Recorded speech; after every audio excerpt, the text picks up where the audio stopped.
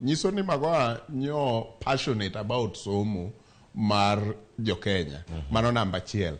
Namba ariyo, ibro yudo ka jok manyo tiyo godo kata mogik seche makoro nyo Migosi William Ruto osekao the reins of power. Ok nigi pogruok gi jok manotiyo go chon kiwacho chenro kata contribution ma Magoha o make a Ministry of Education.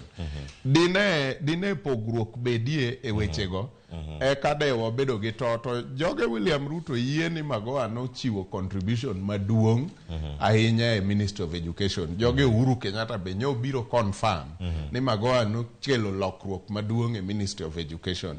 Mano nyiso ni wan gi kweth ariyo mopogore e paro, but kogik e wach Magoha to gin kanyakla ni ng'ani no chiwo contribution maduong'. To mogik inyalo yudo ka Migosi Matiang'i nyotemo insist e weche moko tribute mare.